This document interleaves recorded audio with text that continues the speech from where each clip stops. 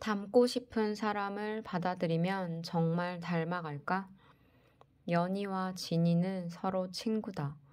누군가가 연희에게 가장 친한 친구가 누구냐고 물으면 연희는 이렇게 대답한다. 진희요. 연희는 진희를 가장 친한 친구로 받아들인다. 연희의 마음 공간엔 진희가 가장 가까운 친구로 들어와 있다. 그러면서 연희의 몸이나 성격은 점점 진희를 닮아간다. 만일 진희가 비만해지면 연희 역시 비만해질 확률이 3배로 높아진다. 그렇다면 진희는 어떨까? 누군가가 진희에게 가장 친한 친구가 누구냐고 물으면 진희는 이렇게 대답한다. 송이요. 진희는 연희가 아닌 송이를 가장 친한 친구로 받아들인다. 그러면서 진희는 연희가 아닌 송이의 몸과 마음을 점점 닮아간다. 나의 공간에 포함시키는 친구를 닮아가는 것이다. 그 친구가 멀리 떨어진 곳에 살고 있든 가까운 곳에 살고 있든 전혀 상관없다. 마음속에서는 거리가 존재하지 않기 때문이다. 하버드 의대의 크리스테키스 교수가 지난 32년에 걸쳐 1만 2천 명을 추적 조사해 본 결과다. 친구만 닮는 게 아니다. 친구의 친구도 닮아간다. 내 친구의 친구가 비만이 되면 나 자신도 역시 비만이 될 확률이 25%나 늘어난다.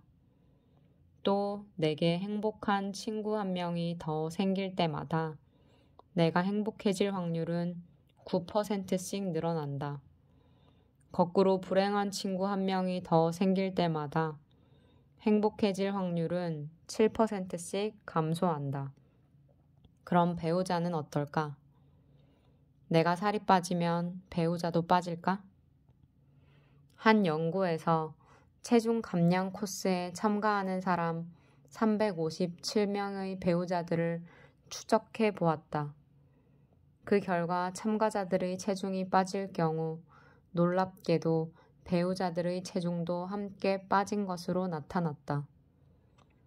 크리스테키스 교수는 대학 신입생들에게 우울증이 약간 있는 사람과 3개월간 방을 함께 쓰도록 해봤다.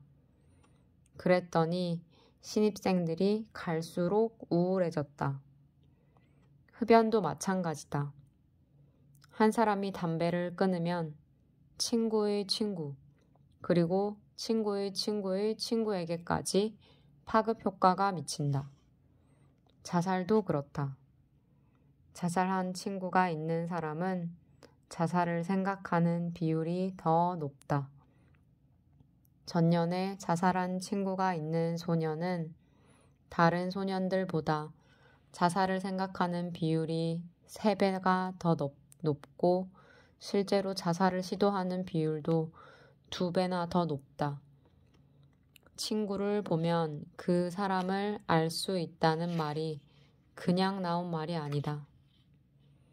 베를린 장벽이 무너지기 전 동독의 요통 발생률은 서독보다 훨씬 낮았다. 하지만 통일 후 동독의 발생률이 갈수록 높아지더니 10년쯤 지나자 서독과 비슷해졌다. 동독인들이 서독인들을 나의 공간 속으로 받아들이면서 요통까지 닮아갔던 것이다.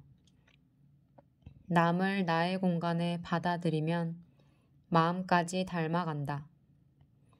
하버드대의 심리학자 웨그너는 3개월 이상 사귄 남녀 59쌍을 2그룹으로 나눴다. A그룹은 각기 사귀던 사람과 함께 머물게 했다. B그룹은 각기 낯선 사람과 새로 짝을 짓도록 했다. 그런 다음 각 쌍에게 64가지 문장을 읽어보게 했다. 5분이 지난 뒤 말했다. 자, 이제 아까 읽어본 문장들 가운데 생각나는 걸 모두 적어보세요. 어느 그룹이 더 많은 문장을 기억해냈을까? 사귀던 짝과 함께 읽어본 A그룹. B그룹보다 월등히 많은 문장을 기억해냈다. 낯선 짝과 함께 읽어본 B그룹. A그룹보다 현저히 적은 문장을 기억해냈다. 사귀던 짝들이 월등히 더 많은 문장을 기억해낸 이유는 사귀는 짝을 나의 공간에 받아들였기 때문이다. 같은 이치로 부부간엔 치매도 닮아간다. 부부 중 한쪽이 치매에 걸리면 그 배우자도 치매에 걸릴 확률이 6배나 높아진다. 아내가 치매에 걸리면 남편이 치매에 걸릴 위험은 12배로 늘어난다. 남편이 치매이면 아내의 치매 위험은 4배로 커진다. 유타 주립대 노인의학 연구팀이 12년간 1221쌍의 노년 부부들을 살펴본 결과다. 따라서 누군가를 닮고 싶다면 그 누군가를 나의 공간에 완전히 받아들이면 된다. 나는 부처님과 예수님을 완전히 받아들인다. 완전한 깨달음을 얻은 기적의 치유사들도 완전히 받아들인다. 과학의 경지를 뛰어넘은 아인슈타인도 완전히 받아들인다. 그 모든 사람들을 품고 있는 무한한 공간도 완전히 받아들인다. 받아들이는 만큼 닮아간다. 나의 공간을 물건과 동물에까지 넓혀볼까? 나의 공간은 대체 어디까지일까? 내 인생은 이제 끝장났어. 이 여성은 불과 19살 때 2다리를 잃었다. 비장과 양쪽 콩팥도 잃었고 왼쪽 청력도 완전히 상실했다. 초등학교 때부터 그녀의 원래 소원은 하얀 눈이 내리는 곳에 살면서 스키를 타는 것이었다. 그래서 고등학교를 졸업하자 마사지 치유사가 되어서 눈이 많이 내리는 곳에 살았다. 하지만 기쁨도 잠시. 어느 날 돌연 급성 세균성 수막염으로 혼수 상태에 빠졌다. 생존율은 불과 2%. 2달 보름 동안 사경을 헤맸다. 깨어나 보니 2다리가 사라졌어요. 대신 침대 곁에 엉성한 철제 다리가 놓여 있었죠. 태어난 뒤 그녀는 몇 달간 마치 죽은 사람처럼 누워 있었다. 철제 다리를 침대 곁에 세워둔 채 그러다가 문득 하루하루 정말 죽어가고 있는 자신을 발견했다. 이렇게 죽어가든지 아니면 일어서든지 만일 내 인생이 한 권의 책이라면 그리고 내가 그 책의 저자라면 난 이렇게 죽어가는 이야기만 쓰고 끝내야 하나? 그녀는 다시 우아하게 스키를 타는 모습을 그려보았다. 몇 달 후 그녀는 다시 스키에 도전했다. 드디어 의족을 착용하고 스키를 타던 첫날 황당한 일이 벌어졌다. 앗, 내 다리. 스키장 정상에서 내려오는 순간 의족 2개가 빠져버린 것이었다. 스키를 타던 사람들도 경악했다. 결국 그녀는 전문가의 도움을 얻어 의족을 손수 만들기 시작했다. 아버지로부터 콩팥도 이식받았다. 그리고 끈질긴 시도 끝에 마침내 완벽한 의족을 만들어냈다. 그 의족을 끼고 월드컵 여성 스노우보드 부문에서 2차례나 우승했다. 지금도 세계 1위에 랭크돼 있다. 그녀는 자신이 고안해낸 의족을 전 세계에 보급하고 있다. 장애인들이 스포츠에 참여할 수 있도록 도와주는 비영리 단체도 설립했다. 대학에도 진학했다. 미국에 사는 퍼디의 이야기다. 기자들이 그녀에게 질문을 던졌다. 만일 할 수만 있다면 두 다리가 멀쩡하던 때로 되돌아가고 싶지 않나요? 그녀는 주저없이 대답했다. 아니요. 두 다리를 잃은 덕분에 저는 더 큰 것을 얻은걸요. 자신이 육신 이상의 존재라는 사실에 눈을 뜬 것이다. 육신도 일정 기간 빌려 쓰고 돌려주는 것이다. 의족도 빌려 쓸 수 있다. 장기도 기증받아 빌려 쓸 수 있다.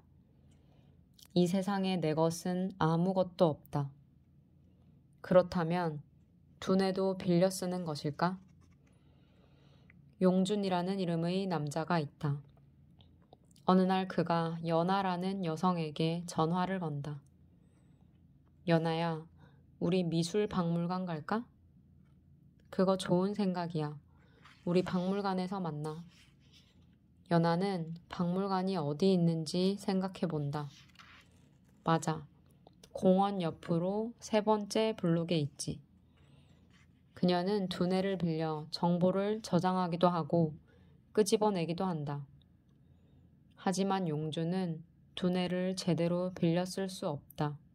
치매 환자다. 그렇다고 방법이 없을까? 두뇌 이외의 것을 빌려 쓰면 안 될까? 그는 박물관의 주소를 찾아 노트에 적는다. 그리고 노트를 보고 박물관을 찾아간다. 연아는 정보를 저장하기 위해 두뇌를 빌려 쓰고 용주는 노트를 빌려 쓴다. 용준의 마음은 어디까지일까? 호주 국립대학의 첼머스 교수는 이렇게 설명한다. 치매 환자가 기억할 수 있는 것은 노트에 정보를 저장해 두기 때문입니다. 따라서 그의 마음은 노트까지 확장되는 것이죠. 만일 내가 돌멩이를 던져 100m 떨어진 유리창을 깬다면? 그것은 돌멩이가 한 일일까? 아니다. 내가 한 일이다. 누군가가 총을 쏘아서 1km 밖의 행인이 총알에 맞았다면? 그건 총알이 한 짓이 아니다. 그 누군가가 한 짓이다. 만일 내가 긴 막대기로 돼지의 등을 긁어준다면? 내 마음이 막대기 끝까지 확장된다. 내가 차를 운전할 땐 내 마음이 차에까지 확장된다. 만일 내가 숲속의 무성한 나무들과 교감을 하면 내 마음은 그 나무들만큼 넓어진다. 파란 하늘을 보고 내 마음이 맑아진다면 파란 하늘도 역시 내 마음이다. 내가 남의 말에 완전히 공감한다면 그 역시 내 마음이다. 이처럼 마음은 두뇌에만 국한된 게 아니다. 마음이 닿는 곳까지 무한하게 확장된다. 케임브리지 대학의 쉘드레이크 교수도 한 목소리를 낸다. 당신이 나무를 볼 수 있는 것은 당신의 마음이 나무에까지 이르기 때문입니다. 당신이 어떤 사람과 사랑에 빠지는 것은 당신의 마음이 그 사람의 마음과 교감하기 때문입니다. 마음이 두뇌 속에 갇혀 있다면 불가능한 일이죠. 이처럼 마음은 무한하게 퍼져나간다. 마음은 빛이기 때문이다. 이런 이치를 이용해 성적을 높일 수도 있다. 알래스카 대학의 마하니 교수는 성적 부진으로 고민 중인 한 학생에게 수학과 나는 하나다. 서양 문화사와 나는 하나다. 라고 반복적으로 되뇌어 보도록 했다. 그 결과 평소 C, D 학점 투성이었던 그 학생의 성적은 A, B의 학점으로 껑충 뛰어올랐다. 수학과 나는 하나다 라고 생각하면 나의 공간이 수학까지 확장되는 것이다. 단지 내가 얼마나 진심으로 수학을 나로 받아들이냐에 따라 결과가 달라질 뿐이다. 당신은 마음이 어디에 들어있다고 생각하는가? 사람들에게 물으면 대부분 머리를 가리킨다. 두뇌 속에 들어있다고 생각한다. 당신은 지금 책을 읽고 있다. 그런데 만일 마음이 두뇌 속에 국한돼 있다면 당신이 두뇌 밖의 책을 읽을 수 있을까? 두뇌 속은 칠흑처럼 깜깜하다. 그 속에 있는 마음이 어떻게 바깥에 있는 책을 읽을 수 있을까? 당신이 책을 읽을 수 있는 건 마음이 두개골을 벗어나 체계까지 확장됐기 때문이다. 이처럼 나의 공간은 내가 시야를 넓히는 만큼 무한히 퍼져나간다.